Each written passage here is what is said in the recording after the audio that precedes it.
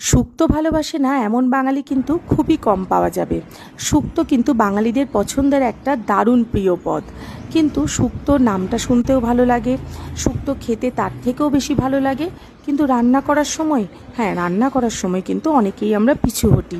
কারণ মনে হয় শুক্তো রান্নায় কত যে কী ফোড়ন লাগে আর কী যে মশলা লাগে, বাবা দরকার নেই।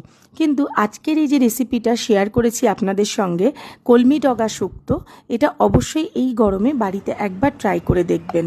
এর জন্য এখানে আমি ঝিঙে, কাঁচকলা, উচ্ছে, পেঁপে আর সজনে ডাঁটা নিয়েছি। আর মূল ইনগ্রিডিয়েন্টস হচ্ছে কলমির শাক। কলমির শাকের ডগাগুলো কিন্তু এর মধ্যে দেব, নিচের দিকের অংশটা না, ডগাগুলো দেব। আর সেগুলো খুব বেশি জিরি করে কাটার দরকার নেই, জাস্ট এমনি একটু কেটে নিলেই হলো। এখানে এইভাবেই কেটে নিয়েছি আমি, যেমন তেমন করে। তারপর কড়াইতে সর্ষের তেল দিয়ে দিলাম বড়ি। এই বড়িগুলো ভাজা হয়ে গেলে এখানে আমি উচ্ছেগুলো ভেজে নেব। এবার উচ্ছেটা কিন্তু আমি বীজ বার করে দিয়েছি, তাহলে কিন্তু তেঁতোর ভাবটা খুবই কমে যাবে। উচ্ছেটা বেশ সোনালি করে ভেজে তুলে রাখবো। তারপর এখানে একটা মশলা রেডি করছি। এই যে মশলা বললাম, খুবই সামান্য আদা আর রাঁধুনি, সেই মশলাটা দিলাম। আর তেলের মধ্যে দিয়ে দিলাম পাঁচফোড়ন। আর কোনো তেজপাতা কিচ্ছু দেওয়ার দরকার নেই, জাস্ট একটা পাঁচফোড়ন দেবেন আর সমস্ত সবজিগুলো দিয়ে দেবেন। আপনারা যে যে সবজি পছন্দ করেন, গরমের সবজি, সেই সমস্ত কিছুই দেওয়া যাবে।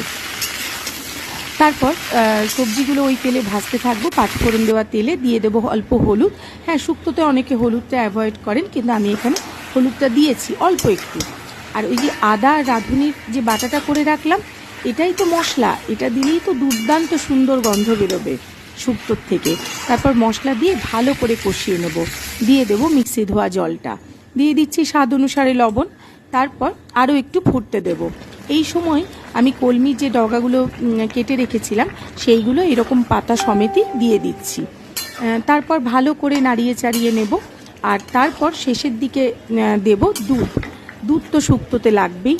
আপনারা কিন্তু অন্য কোনো মশলা, মানে পোস্ত, সর্ষে, কিচ্ছু লাগবে না। শুধু জাস্ট আদা আর রাঁধুনি বাটা দিয়েই এই রান্নাটা হবে চমৎকার। আর কলমির শাকের তো একটা নিজস্ব গন্ধ থাকে, সেটা যখন এই সবজির সাথে মিশে যাবে, এটার কিন্তু একটা অভূতপূর্ব স্বাদ হবে।